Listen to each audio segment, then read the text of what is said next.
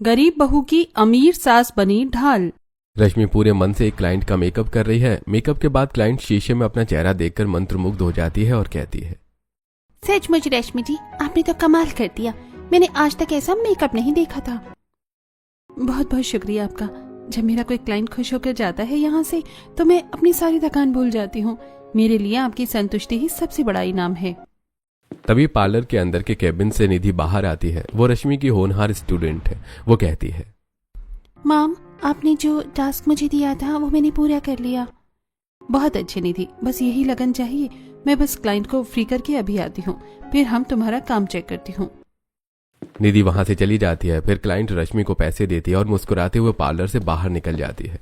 रश्मि बाहर हॉल में आती है जहां उसके बैच के बाकी स्टूडेंट्स भी अपना काम खत्म कर रहे हैं। रश्मि अपने स्टूडेंट्स के काम को गौर से देखती है और उनकी सराहना करते हुए कहती है, वाओ, आप लोगों ने आज बहुत ही अमेजिंग काम किया है। मुझे यकीन नहीं हो रहा कि आप लोग इतनी जल्दी सीख गए। आज आप लोगों की क्लास पूरी हो गई है और कल से नए बैच शुरू होंगे। मैं आप सबको बेस्ट ऑफ लक कहती हूँ। माम, आपकी सिखाई हुई बातें हमेशा याद रहेंगी। आपने हमें सिर्फ मेकअप नहीं बल्कि आत्मनिर्भर बनना सिखाया है। देखो, जिंदगी में हमेशा कुछ अच्छा काम करना और हिम्मत मत हारना। औरतों को हमेशा आगे बढ़ना चाहिए और कभी किसी के पीछे नहीं रहना चाहिए। अपनी पहचान खुद बनाओ ताकि दुनिया तुम्हें तुम्हारे काम से जाने। क्लास खत्म होने के बाद रश्मि अपना पार्लर समेटती है और ताला लगाकर अपने घर की ओर निकलती है। रास्ते में वो देखती है कि निधि एक पार्क की बेंच पर बहुत उदास बैठी है। उसकी आंखों में नमी है। रश्मि उसके पास जाकर बैठ जाती है और उसके कंधे पर हाथ रखकर कहती है, क्या हुआ निधि, तुम यहाँ इतनी उदास क्यों बैठी हो? अभी तो तुम बहुत खुश थी कि तुम्हारी क्लास पूरी हो गई। क्या बताऊं रश्मि मैम, मेरा कॉलेज तो खत्म हो गया है और मैं चाहती हूँ कि मैं आपका पार्लर फुल टाइम ज्वाइन करूँ और अपने पैरों पर खड़ी हो जाऊं, लेकिन मेरे मम्मी पापा बिल्कुल नहीं मान रहे। वो कहते हैं कि लड़कियों को ये सब शोभा नहीं देता। ये तो गलत बात है, इसमें शर्मिंदगी वाली क्या बात है। चलो, मैं आज तुम्हारे घर चलकर उनसे बात करती हूँ, देखते हैं वो कैसे नहीं मानते। रश्मि निधि के साथ उसके घर पहुंचती है। निधि के माता पिता उसे देखकर थोड़ा हैरान होते हैं। रश्मि उन्हें बहुत ही शालीनता और तर्क के साथ समझाने की कोशिश करती है। अंकल आंटी, देखिए, मेरी बात का बुरा मत मानिएगा, लेकिन लड़कियों को आगे बढ़ना बहुत जरूरी है। कल को अगर खुदा न खास्ता आपके साथ या आपकी बेटी के साथ कोई समस्या हो जाए तो वो क्या करेगी? बेटा, समाज क्या कहेगा? हमारी नाक कट जाएगी अगर ये दूसरों का मेकअप करेगी। समाज तब काम नहीं आता आंटी जब घर में पैसे की किल्लत होती है।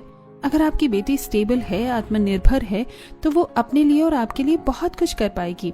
वो आपके बुढ़ापे का सहारा बनेगी। आप एक बार इस बारे में ठंडे दिमाग से सोचना। क्या आप नहीं चाहते कि आपकी बेटी खुद के पैरों पर खड़ी हो? बेटा, तुम्हारी बातें सुनकर हमें अपनी सोच पर शर्म आ रही है। तुमने बहुत सही बात कही है।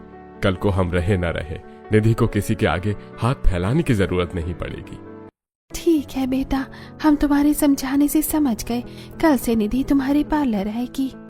निधि बहुत खुश हो जाती है और रश्मि को गले लगा लेती है। रश्मि वहां से निकलकर अपने घर पहुंचती है। घर में उसके माता पिता और भाई विशाल उसका इंतजार कर रहे हैं। शांति उसे देखकर कहती है, बेटा, आज बहुत देर हो गई।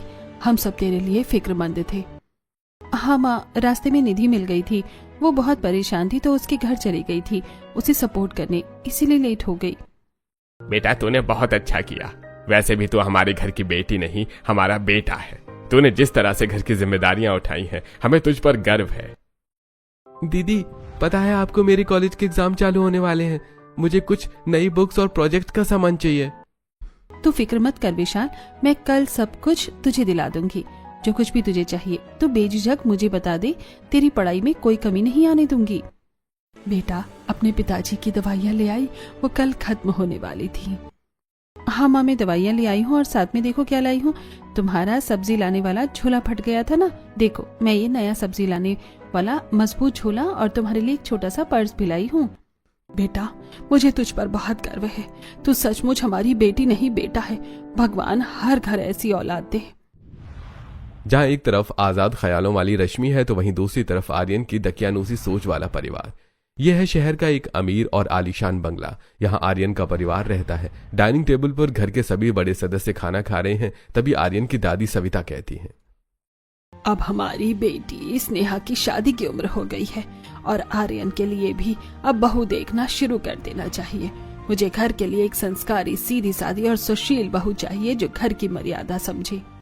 माँ जी, मेरी एक पुरानी सहेली है, उसकी बेटी बहुत अच्छी है, संस्कारी भी है। क्या हम उसका विचार कर सकते हैं?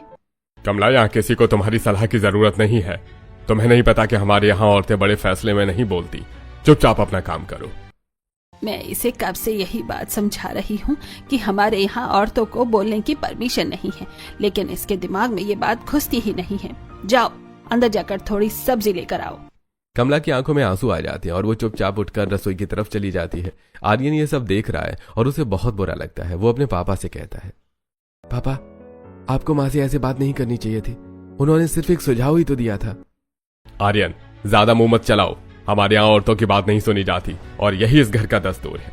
अब तुम्हारे ऑफिस का टाइम हो रहा है, तुम नाश्ता खत्म करो और जाओ। मैं और माँ जी लड़की के बारे में डिस्कस कर लेंगे। कोई अच्छी लड़की होगी तो हम तुम्हें बता देंगे।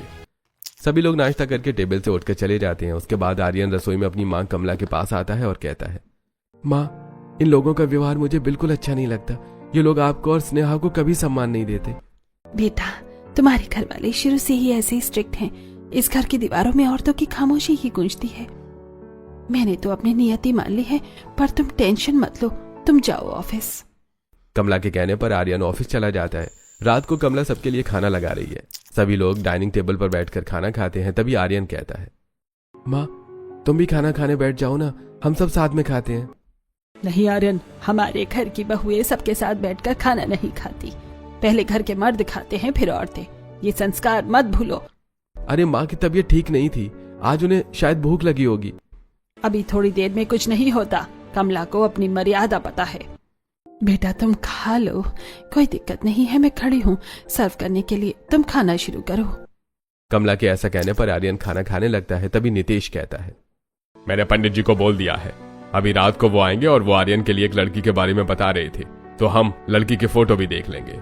बातें करते हुए सभी लोग खाना खा लेते हैं और फिर हॉल की तरफ चले जाते हैं। रात को पंडित जी आते हैं। वो रश्मि की फोटो दिखाते हुए कहते हैं, अरे बहुत अच्छी लड़की है। ये आर्यन की जोड़ी बिल्कुल परफेक्ट रहेगी इसके साथ। बस कमी सिर्फ इतनी है कि ये लोग आपकी तरह धनवान नहीं हैं। पंडित जी, भगवान की दया से हमारे पास धन दौलत की कोई कमी नहीं है। हमें तो बस अच्छी लड़की चाहिए। माँ, लड़की तो सुंदर है और खानदान भी ठीक लग रहा है। आर्यन, तुम भी देख लो। हाँ पापा, लड़की बहुत अच्छी लग रही है। लेकिन माँ, आप भी देखो ना, आपको कैसी लगी? मैं तो माँ की ही पसंद से शादी करूंगा। आर्यन, हमारे यहाँ औरतों की पसंद नहीं चलती बेटा। हमको लड़की पसंद आ गई, बस बात खत्म। और पंडित जी, कल ही हम रिश्ता लेकर उनके घर चलेंगे। अगले दिन नितेश, सविता और आर्यन रश्मि के घर पहुंचते हैं। रश्मि का व्यवहार सबको मोह लेता है। रश्मि सिर झुकाकर सबकी सेवा करती है। नितेश कहता है, हमें लड़की बहुत पसंद है। इसकी सादगी ही इसकी खूबसूरती है। हमें यह रिश्ता मंजूर है। ठीक है, फिर शगुन रख दो। रिश्ता पक्का हो जाता है। मेहमानों के जाने के बाद रश्मि की माँ शांति खुश होते हुए रश्मि से कहती है, बेटा, तू हमेशा एक बड़ा पाला डालना चाहती थी ना। तेरे ससुराल वाले बहुत अमीर हैं। अब तो तेरा हर सपना पूरा हो जाएगा। हाँ माँ, और अगर मेरा सपना पूरा हुआ तो मैं उन औरतों की मदद करूंगी जिन पर जुल्म होता है, जिन्हें आजादी नहीं मिलती, जिनको पैसों की जरूरत होती है। मैं उन सब के लिए काम करूंगी। बेटा, तेरा तो हर नेक सपना पूरा होगा। भगवान तुझे बहुत खुशियां दे। वो लोग ये बातें कर ही रहे थे कि तभी पड़ोस की एक आंटी भी बधाई देने आती हैं। रश्मि, अब तो तू इतने बड़े ससुराल में जा रही है, सब कुछ बहुत अच्छा होगा। अब तो तू हमारी गली की शान बन जाएगी। कुछ दिनों के बाद धूमधाम से रश्मि और आर्यन की शादी हो जाती है। रश्मि विदा होकर आर्यन के घर पहुंचती है। वो गृह प्रवेश करती हैं। सभी उसे हॉल में बिठाते हैं। घर बहुत बड़ा है, लेकिन रश्मि को एक अजीब सी घुटन महसूस होती है। उसने भारी लहंगा पहना हुआ है और लंबा घूंघट निकाला हुआ है। उसे बहुत गर्मी लग रही है। वो धीरे से अपना घूंघट थोड़ा ऊपर करती है ताकि हवा मिल सके। ये देखकर सविता कहती है, ये क्या तमाशा है रश्मि? हमारे यहाँ बहुएं घूंघट ऊपर नहीं करती।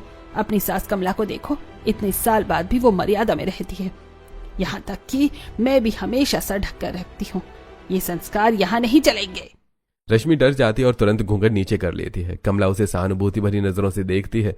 थोड़ी देर बाद सविता स्नेहा से कहती है, जाओ बेटा, अपनी भाभी को उसके कमरे में छोड़ दो, वो भी आराम कर लेगी। स्नेहा रश्मि को उसके कमरे में छोड़ देती है। रात को रश्मि कमरे में आर्यन से बात करती है। आर्यन, ये कैसी बात है? दादी जी इतना चिल्ला रही थी। मुझे तो ये भारी कपड़े भी नहीं पहने जा रहे। इतना लंबा घूंघट मैं दिन भर कैसे डालूंगी? मुझे सांस लेने में भी दिक्कत हो रही है। रश्मि, मैं जानता हूं तुम्हें परेशानी हो रही होगी, लेकिन हमारे घर में औरतों के लिए यही नियम है। सालों से यही चलता आ रहा है। आर्यन, नियम तो इंसानों के लिए होते हैं ना। मैं इस नियम को लंबे समय तक नहीं मान पाऊंगी क्योंकि मेरा स्वभाव ऐसा नहीं है। मैं घुट घुट कर नहीं जी सकती। ठीक है बाबा, अभी तो तुम नई नई आई हो, धीरे धीरे सब ठीक हो जाएगा। हो सकता है तुम्हारी वजह से सब बदल जाए। फिलहाल तुम थकी होगी, ये भारी कपड़े बदल लो और सो जाओ, बाकी बातें कल करेंगे। रश्मि खुश हो जाती है और कपड़े बदलकर सो जाती है। अगली सुबह वो सोकर उठती है और घर के कामकाज के लिए एक साधारण सा सूट पहनकर हॉल में आती है। उसे देखते ही सविता कहती है, रश्मि, ये क्या हुलिया बना रखा है? हमारे घर की बहुएं सूट नहीं पहनती। जाओ और भारी साड़ी पहन कर आओ। कमला, इसे अपनी भारी साड़ियां और जेवर दो। माँ जी, ये अभी नई है, इसे आदत नहीं है। चुप रहो कमला, इसे अभी के कायदे सिखाने होंगे। कमला रश्मि को लेकर अंदर कमरे में जाती है और वो उसे एक भारी साड़ी और गहने देते हुए कहती है, बेटा ये लो, मैं तुम्हारे लिए अपनी तरफ से ये सुहाग का सिंदूर लाई हूँ, इसे लगा लो। माँ जी, मुझे इतनी भारी साड़ी पहनना बिल्कुल अच्छा नहीं लग रहा। आज तो मैं आपकी बात मानकर पहन लेती हूँ क्योंकि मुझे पता है अभी कुछ रस्में बाकी हैं, फंक्शंस हैं, लेकिन बाद में तो मैं हल्के सूट ही पहनूंगी। मुझसे साड़ी मैनेज नहीं होती। रश्मि की बात सुनकर कमला मनी मन सोचती है, इस बच्चे को कैसे बताऊं कि यहाँ हर कदम पर बंदिशें हैं। कमला गहने और कपड़े देकर वहां से चली जाती है। रश्मि भी उन गहनों और भारी साड़ी को पहनकर घूंघट निकालकर बाहर आ जाती है। तब तक मोहल्ले की सारी औरतें आ चुकी थी। मुंह दिखाई की रस्म शुरू हो जाती है। बहू तो बहुत प्यारी है कमला जी, आपकी पसंद तो माननी पड़ेगी। सभी आरती रश्मि से बात करने लगती हैं। रश्मि को एक औरत की बात पर बहुत हंसी आती है और वो खिलखिलाकर हंसने लगती है। ये देखकर सविता रश्मि के कान में कहती है, रश्मि, ऐसे पागलों की तरह हंसना बंद करो। औरतों को धीरे हंसना चाहिए, दांत नहीं दिखने चाहिए। ये हमारे खानदान की सभ्यता नहीं है। रश्मि एकदम चुप हो जाती है। थोड़ी देर बाद मुंह दिखाई की रस्म खत्म हो जाती है और सभी औरतें अपने अपने घर की तरफ निकल पड़ती हैं। औरतें बाहर जाकर बातें करती हैं। काय का अमीर खानदान, यहाँ तो औरतों को हंसने तक की आजादी नहीं है, सब बेकार है। लड़कियाँ यहाँ सिर्फ पिंजरे में कैद रहती हैं। हाँ भाई, मैंने तो सुना है यहाँ औरतों को कहीं जाने आने की भी इजाजत नहीं है, सब कुछ मर्दों के हिसाब से चलता है। इधर घर के अंदर सविता कमला और रश्मि को हिदायत देती है, जाओ रश्मि, रसोई में और आज खाना तुम बनाओगी। खाने में रजवाड़ी थाली बनाना, दाल बाटी, चूरमा और गट्टे की सब्जी, यही हमारे घर का स्वाद है। जी दादी जी, मैं ये सब बना लूंगी और साथ में मैं अपनी पसंद की एक पनीर की सब्जी और पुलाव भी बनाऊंगी, मुझे बहुत पसंद है। नहीं, हमारे घर की औरतों की पसंद से खाना नहीं बनता। यहाँ मर्दों की पसंद सर्वोपरि है, जो कहा है वही बनाओ। दादी जी, ये कौन सी बात हुई? खाना तो सबकी पसंद का होना चाहिए ना, आखिर हम सब साथ मिलकर खाएंगे। बहस मत करो, जाकर काम शुरू करो। रश्मि रसोई में जाती है और भारी मन से खाना बनाती है। जब खाना तैयार हो जाता है तो सब लोग डाइनिंग टेबल पर बैठ जाते हैं और खाना खाने लगते हैं। तभी रश्मि अपनी सास से कहती है, आइए माँ जी, हम लोग भी साथ में खा लेते हैं, मुझे बहुत तेज भूख लगी है। रुको, तुम अभी नहीं खा सकती, पहले नितेश और आर्यन और हम लोग खाएंगे, फिर तुम दोनों। और दादी जी, ऐसा क्यों? हम साथ में क्यों नहीं खा सकते? क्योंकि ये हमारे घर का दस्तूर है रश्मि, और तुम बहुत मुंह चलाने लगी हो। पर दादी जी, आप भी तो इस घर की बहू हो, आप क्यों खा रही हो? क्योंकि मैं इस घर की मालकिन हूँ, मैंने भी सालों तक अंत में ही खाना खाया है। अब अगर तुम्हें तुम्हारे सवालों का जवाब मिल गया हो तो चुपचाप खड़ी रहो। रश्मि खामोश हो जाती है। सभी लोग खाना खाते हैं और उसके बाद वहां से चले जाते हैं। सबके जाने के बाद रश्मि और कमला खाना खाने बैठती हैं। तब कमला रश्मि से कहती है, बेटा, तुझे बुरा लगा होगा, मैं समझ सकती हूँ, लेकिन इस घर के दस्तूर ऐसे ही हैं। माँ जी, वक्त के साथ दस्तूरों को बदल जाना चाहिए। घिसट घिसट कर जीना दस्तूर नहीं, जुल्म है। हमने बहुत कोशिश की रश्मि, पर कुछ नहीं बदला। माँ जी, शायद इस घर को कभी ऐसा कोई मिला ही नहीं जो इन दस्तूरों की जड़ें हिला सके, लेकिन अब इस घर के दस्तूर बदलेंगे, आप चिंता मत कीजिए। कमला पहली बार रश्मि की आंखों में एक अजीब सी बगावत और आत्मविश्वास देखती है। उसे लगता है कि शायद रश्मि ही वो चिंगारी है जो इस घर के अंधेरे को दूर करेगी। अगले दिन स्नेहा कॉलेज जाने के लिए तैयार होकर आती है। उसने जीन्स और टॉप पहना है। ये देखकर नितेश स्नेहा को थप्पड़ मारता है और फिर कहता है, ये क्या गंदगी पहनी है तुमने? हमारी घर की लड़कियां ऐसे कपड़े नहीं पहनती। पापा, आज कॉलेज में गैदरिंग है, ड्रेस कोड है ये। बंद कर दो ऐसा कॉलेज जहाँ नंगापन सिखाया जाता है। जाओ और कपड़े बदल कर आओ। पापा, एक जवान लड़की पर हाथ उठाना बिल्कुल गलत है। जीन्स पहनने में क्या बुराई है? आर्यन, अपनी बीवी को समझा ले, वरना अंजाम बुरा होगा। रश्मि, चलो अंदर। आर्यन, ये गलत है, औरतों को पैर की जूती समझना बंद करना होगा। रश्मि, बदलाव इतनी जल्दी नहीं आते। ऐसा कहते हुए आर्यन रश्मि का हाथ पकड़कर उसे कमरे में ले जाता है। ऐसे कुछ दिन और बीत जाते हैं। एक दोपहर जब नितेश और आर्यन ऑफिस जा चुके थे और सविता अपने कमरे में आराम कर रही थी, रश्मि के दबे पांव कमला के पास जाती है और कहती है, माँ जी चलिए, आज मैं आपको बाहर लेकर चलती हूँ। बहुत दिन हो गए आपको घर की चारदीवारी में कैद रहते हुए। आज हम शॉपिंग करेंगे। क्या कर रही है बेटा, पागल हो गई है क्या? हमारे यहाँ औरतों की पसंद की शॉपिंग नहीं चलती। जो साड़ियाँ नितेश जी लाते हैं वही हमें पहननी पड़ती है, और माँ जी को पता चल गया तो घर पर सर उठा लेंगी। माँ जी, दादी जी सो रही हैं और आर्यन से मैंने बात कर ली है, वो हमें सपोर्ट करेंगे। आखिर कब तक आप दूसरों की पसंद को अपना बनाएंगी? आज आप अपनी पसंद की साड़ी और अपनी पसंद की लिपस्टिक चुनिएगा। रश्मि की जिद के आगे कमला को झुकना पड़ता है। वो दोनों तैयार होकर बाहर जाने ही वाली थी कि तभी सविता देवी हॉल में आ गईं। उनकी तीखी नजरें रश्मि और कमला के तैयार होलिये पर जमी थी।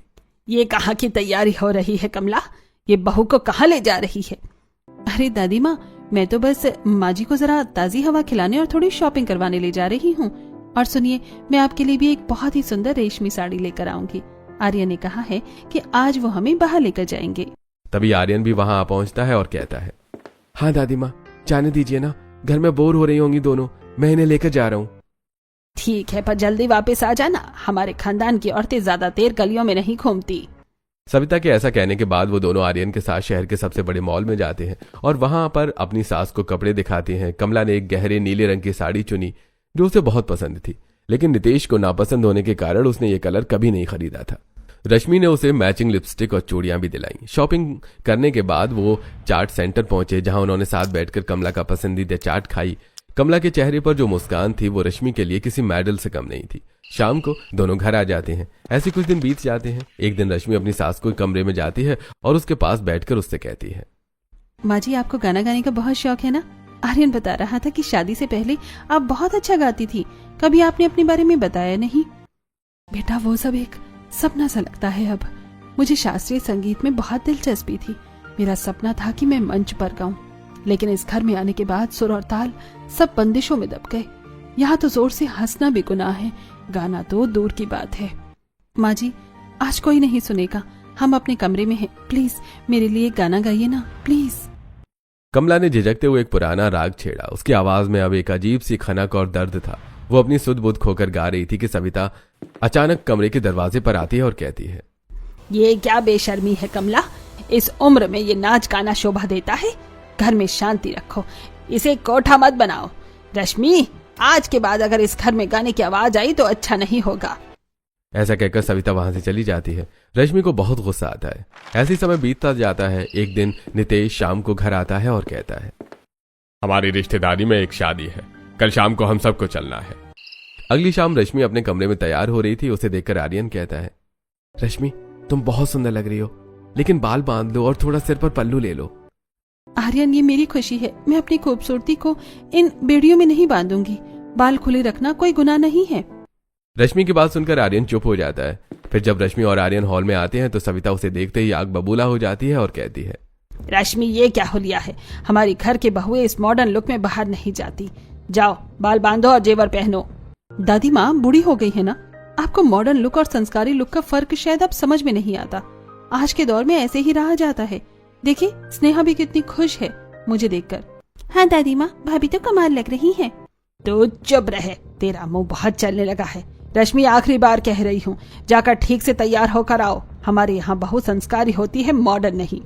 अब रश्मि कमरे में जाती है और बालों को बांधकर गहने पहनने लगती है। तभी आर्यन वहां आता है। आर्यन को देखकर रश्मि कहती है, मिल गई तुम्हारे घर वालों को ठंडक। क्या हो जाता अगर मैं वैसे चली जाती? आर्यन, तुम्हारे घर में इतने सारे रूल्स क्यों हैं? रूल्स तो इंसानों के लिए बनाए जाते हैं, लेकिन यहाँ देखकर लगता है कि इंसान रूल्स के लिए बनाए गए हैं। उसके बाद भी सभी लोग शादी में जाते हैं। शादी में रश्मि की मुलाकात निधि से होती है और वो रश्मि से कहती है, अरे रश्मि मैम, आप यहाँ? आपका पार्लर तो बंद पड़ा है, आपको उसे फिर से शुरू करना चाहिए। आप जैसी हुनरमंद लड़की का घर में बैठना नाइंसाफी है। हाँ, मैं जल्दी ही कुछ सोचूंगी। निधि रश्मि से बातें कर ही रही थी कि तभी सविता देवी वहां आ जाती हैं और रश्मि को जोर से बात करते देखकर उससे कहती हैं, रश्मि, धीरे बात करो। औरतों की आवाज दूसरों के कानों तक नहीं पहुंचनी चाहिए। ये खानदान की मर्यादा के खिलाफ है। सविता की बात सुनकर रश्मि चुप हो जाती है। थोड़ी देर बाद वो लोग घर आ जाते हैं। घर वापस आने के बाद रश्मि मन ही मन सोचती है, अब बहुत हो गया, मुझे इन बंदिशों को तोड़ना पड़ेगा। मुझे अभी जीवन में बहुत कुछ करना है। अगली सुबह जब सब हॉल में बैठे थे, रश्मि हॉल में आती है और सभी लोगों से कहती है, दादी माँ, पिताजी, माँ जी, मैं अपना ब्यूटी पार्लर फिर से शुरू करना चाहती हूँ। हाँ रश्मि बहुत अच्छी ब्यूटिशियन है, अगर ये कुछ करना चाहती है तो इसमें बुराई क्या है। कमला, तुम्हारी हिम्मत कैसे हुई ये बोलने की? हमारे घर की बहू बाहर जाकर परायों का मेकअप करेंगी? क्या हमारे पास पैसों की कमी है? ये काम नीच लोगों का है, हमारे खानदान का नहीं है। रश्मि, हमारे यहाँ औरतें बंदिश में रहती हैं और यही इस घर की शोभा है। पर माँ जी, जरूरी तो नहीं कि जो बंदिशें हमने झेली वो बहू भी झेले। वक्त बदल गया है। यह सुनकर नितेश कमला को एक थप्पड़ लगाता है और कहता है, तो बहू को गलत दिशा में ले जा रही है, तुझे अभी तक अकल नहीं आई। पापा, आपकी हिम्मत कैसे हुई माँ जी पर हाथ उठाने की? क्या आपको पता है कि औरतों पर हाथ उठाना कितना बड़ा कानूनी जुर्म है? आप इस घर के मालिक हो सकते हैं लेकिन भगवान नहीं। हमारे यहाँ कानून आदमियों से चलता है, औरतों से नहीं। ये आपकी गलतफहमी है। कानून ना औरतों का है ना आदमियों का, कानून इस देश के नागरिकों का है। माँ जी की शराफत है कि वो चुप हैं, वरना आपको जेल की हवा खानी पड़ती। रश्मि गुस्से में कमला को लेकर उसके कमरे में चली जाती है। कमला फूट फूट कर रोती है। तब रश्मि कहती है, माँ जी, आप क्यों ये सब सहती हैं? आप इनके खिलाफ आवाज क्यों नहीं उठाती? ये सब गलत है। बेटा, मुझ में इतनी हिम्मत नहीं। मैंने बचपन से ही समर्पण देखा है, लेकिन मुझे आज अपनी कहानी याद आ रही है। शादी के पहले दिन ही जब मैं आई तो माँ जी ने कहा, देखो कमला, हमारे यहाँ औरतें घूंघट में रहती हैं और बड़ों के बीच में नहीं बोला करती, और खाना वो सबसे आखिर में खाया करती हैं। और हाँ, यहाँ जोर से हंसने और बाहर जाने की भी परमिशन नहीं है। तुम ये सारी बातें ध्यान में रखकर चलना। कमला हाँ कह देती है। समय बीतता है और कमला घूंघट में रहने लगती है। एक दिन कमला अपने कमरे में बैठे वाद्य यंत्र बजाते हुए गाना गा रही थी। तभी सविता और नितेश वहां आते हैं। सविता गुस्से से कहती है, तुम्हारी हिम्मत कैसे हुई हमारे घर में गाना गाने की? हमारा घर नचनिया और गवैयों का नहीं है, यह है शरीफों का घर है। नितेश, इसका वाद्य यंत्र तोड़कर फेंक दो और आज के बाद ध्यान रहे कि कभी इस घर में नाच गाना ना हो। नहीं नितेश जी, ऐसा मत कीजिए। माँ जी, मुझे मेरा सपना पूरा करने दीजिए। मैंने बचपन से साधना की थी। माँ जी सही कह रही है, तुम हमारे घर की मर्यादाओं को नहीं लांघ सकती। समय बीतता गया और समय की इस बहती हुई धारा में मैं भी बह गई और अपने सपनों को हमेशा के लिए खत्म कर दिया। माँ जी, आपने जो झेला मैं वो अब और नहीं होने दूंगी। अब बदलाव का वक्त आ गया है। बेटा, मैं तेरे साथ हूँ, तो अपना सपना जरूर पूरा करेगी। मैं अब और नहीं डरूंगी।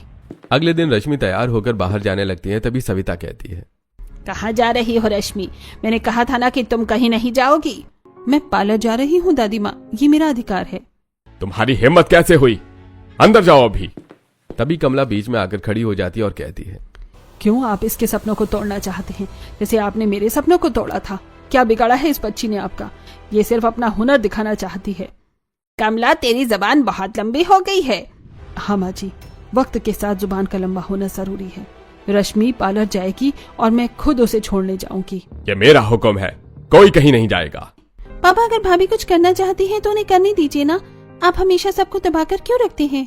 स्नेहा, तू भी बहुत बोलने लगी है। आज से तेरा कॉलेज जाना बंद। कल से हम तेरे लिए रिश्ता देखेंगे। बस बहुत हो गया। अब औरतों पर जुल्म बर्दाश्त नहीं होगा। अगर स्नेहा का कॉलेज बंद हुआ तो मैं ये घर छोड़कर चली जाऊंगी। क्या तू हमें धमकी दे रही है? निकल जा इस घर से। ये सुनकर कमला शांत होकर अपने कमरे में चली जाती है और अपने आप को कमरे में बंद कर लेती है। वो खाना पीना छोड़ देती हैं। ऐसे पूरा दिन बीत जाता है, लेकिन कमला अपने कमरे से बाहर नहीं आती। अगले दिन शाम को आर्यन अपने पिताजी और दादाजी से कहता है, पापा, दादी माँ की बात मान लीजिए। उन्होंने अपनी पूरी जिंदगी हमें दे दी। क्या हम उनकी छोटी सी खुशी भी पूरी नहीं कर सकते? आर्यन की बात सुनकर घर में एक बैठक होती है जिसमें परिवार के सभी लोग हिस्सा लेते हैं। सविता हार मानते हुए कुछ शर्तें रखती है।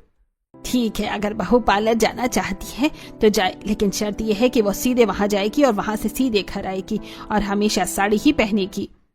ठीक है दादी माँ, मुझे आपकी शर्त मंजूर है। बस मुझे काम करने की अनुमति दीजिए। अगले दिन कमला खुद रश्मि को पार्लर लेकर जाती है। रश्मि का पार्लर फिर से शुरू होता है और ग्राहकों की भीड़ लग जाती है। रश्मि अपनी कमाई से अपने मायके वालों को भी सपोर्ट करने लगती है। लेकिन एक दिन घर में फिर एक बड़ी समस्या खड़ी हो गई। जब स्नेहा का कॉलेज सच में बंद करवा दिया गया, तब रश्मि स्नेहा को समझाते हुए कहती है, स्नेहा तो फिक्र मत कर, मैं तेरा साथ दूंगी, तू जरूर कुछ करेगी। तभी कमला वहां आती है और कहती है, बेटा, पहले रश्मि को पैरों पर खड़ा हो जाने दो, फिर हम तेरे लिए भी लड़ेंगे। ऐसे कुछ दिन बीत जाते हैं। एक दिन रश्मि को पार्लर में एक बहुत बड़ा ऑर्डर मिला। एक अमीर घर की दुल्हन का मेकअप करने के लिए उसे बाहर जाना था। जब सविता को यह बात पता चलती है तो वो कहती है, बाहर जाकर मेकअप करोगी? ये तो बिल्कुल नहीं होगा। घर की बहू होटल नहीं घूमेगी। जब वो काम कर ही रही है तो बाहर जाने में क्या बुराई है? मैं खुद उसके साथ जाऊंगी। कमला की जिद के आगे सविता और नितेश को हार माननी पड़ती है। कमला और रश्मि उस ब्राइडल मेकअप के लिए जाती हैं। रश्मि ने दुल्हन को ऐसा सजाया कि सब देखते रह गए। वहां दुल्हन की बहन शीतल रश्मि से कहती है, रश्मि जी, आप इतनी हुनरमंद हैं। अगले महीने शहर में एक बड़ा नेशनल ब्यूटी कंपटीशन है, आपको इसमें भाग लेना चाहिए। बेटा तुम जरूर भाग लो। रश्मि का नाम लिखवा दीजिए आप, पैसे मैं दूंगी। ऐसा कहकर कमला ने उसे कंपटीशन के लिए रश्मि का नाम दे दिया। वो लोग घर आ जाते हैं। फिर रश्मि कंपटीशन की तैयारी शुरू कर देती है।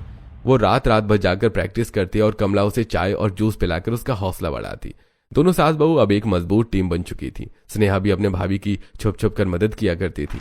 ऐसे दिन बीतते हैं और कंपटीशन का दिन नजदीक आ जाता है। रश्मि तैयार होती है, तभी कमला वहां आती है तो रश्मि कमला से कहती है, माँ जी, आज प्रैक्टिस करते हुए मुझे बहुत डर लग रहा है। अगर मैं हार गई तो दादी जी और ससुर जी को तो बस बहाना ही मिल जाएगा मुझे घर में कैद करने का। तू हारने के बारे में सोच रही हो? ऐसा क्यों बेटा? तूने जो हिम्मत दिखाई है वही तेरी सबसे बड़ी जीत है। तू बस अपने हुनर पर ध्यान दे, बाकी सब मैं संभाल लूंगी। तभी पीछे से स्नेहा आती है और रश्मि से कहती है, भाभी आप तो बेस्ट हो। मैंने आपकी कल वाले लुक्स देखे थे, वो तो इंटरनेशनल लेवल की लग रही थी। आप जरूर जीतेंगी। वो लोग ये बात कर ही रही थी कि तभी अचानक दरवाजे पर दस्तक हुई। सविता वहां आ जाती है और मेज पर फैले हुए मेकअप प्रोडक्ट्स को देखकर कहती है, ये क्या तमाशा लगा रखा है आधी रात को? रश्मि, मैंने तुझे पार्लर जाने की इजाजत दी थी, घर को कूड़ा खाना बनाने की नहीं। ये क्या लिख रही हो तुम कागजों पर? दादी माँ, वो बस मैं कुछ नए प्रोडक्ट्स के बारे में नोट्स बना रही थी। बस अभी सोने ही वाली थी। ये सब बंद करो। कल सुबह तुझे जल्दी उठकर पूजा का प्रसाद बनाना है। ये फालतू के शौक घर की शांति भंग कर रहे हैं। कमला, तो इसे शह देना बंद कर, वरना अच्छा नहीं होगा। ऐसा कहकर सविता चली जाती है। सविता के जाने के बाद कमला रश्मि को हिम्मत देती है और सभी अपने अपने कमरों में जाकर सो जाते हैं। अगले दिन कमला हॉल में आकर सभी लोगों से कहती है, आज रश्मि के पार्लर में एक बहुत बड़ा ब्राइडल ऑर्डर है। मुझे भी उसके साथ जाना पड़ेगा क्योंकि आज बहुत काम है। हम शाम तक वापस आ जाएंगे। जाओ, पर याद रहे शाम की आरती से पहले घर में आ जाना। कमला और रश्मि कंपटीशन वेन्यू पर पहुंचते हैं, जहां पर बड़े बड़े कैमरामैन, मॉडल्स और जज वहां मौजूद थे। कंपटीशन शुरू होता है। रश्मि ने अपनी मॉडल को मॉडर्न इंडियन ब्राइडल का लुक दिया। उसकी सफाई और क्रिएटिविटी देखकर जज दंग रह गए। जब नतीजों की घोषणा हुई तो हॉल तालियों से गूंज से भर गया। और इस साल की नेशनल ब्यूटी कंपटीशन की विनर हैं रश्मि आर्यन। रश्मि की आंखों से खुशी के आंसू बहने लगे। वो स्टेज पर गई और उसे ट्रॉफी और एक बड़ा चेक दिया गया। मीडिया वालों ने उसे घेर लिया। उसके बाद रश्मि ने माइक पर कहा, ये जीत मेरी नहीं, मेरी सासू माँ की है, जिन्होंने मेरा साथ तब दिया जब पूरी दुनिया मेरे खिलाफ थी। घर पर नितेश और सविता टीवी देख रहे थे। अचानक न्यूज चैनल पर रश्मि का चेहरा चमक उठा। उसे ट्रॉफी लेते देखकर नितेश का चेहरा गुस्से से लाल हो गया। नितेश गुस्से से बोला, ये क्या बदतमीजी है? ये हमारी बहू टीवी पर क्या कर रही है? कमला ने हमसे झूठ बोला। इसने हमारे खानदान की नाक कटा दी। लोग क्या कहेंगे नितेश? हमारी बहू को पराई मर्द छू रहे हैं, उसकी फोटो खींच रहे हैं। ये कलंक कैसे धुलेगा?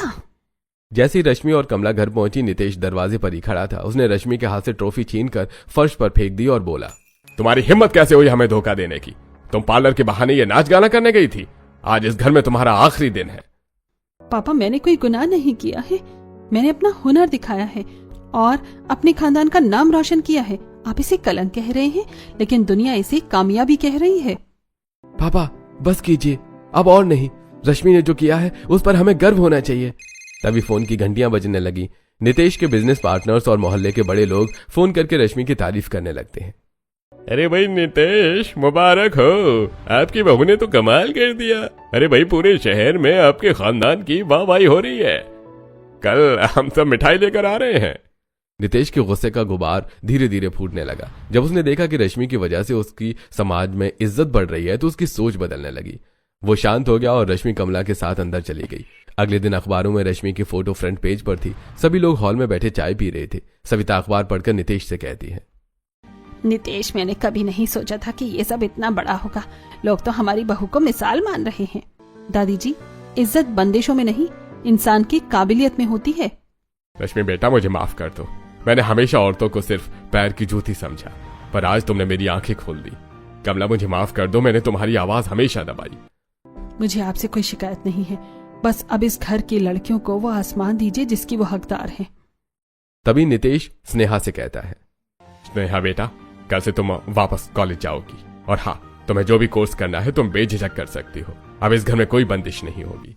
रश्मि ने फैसला किया कि वो अपने पार्लर को एक बड़ी एकेडमी में बदलेगी जहां वो गरीब लड़कियों को फ्री में काम सिखाएगी। कमला ने भी अपनी गायकी को फिर से शुरू किया। एक दिन कमला भावुक होते हुए रश्मि से कहती है, बेटा, तूने साबित कर दिया कि जब एक बहू और सास मिल जाए तो वो दुनिया की सबसे बड़ी ताकत बन जाती है।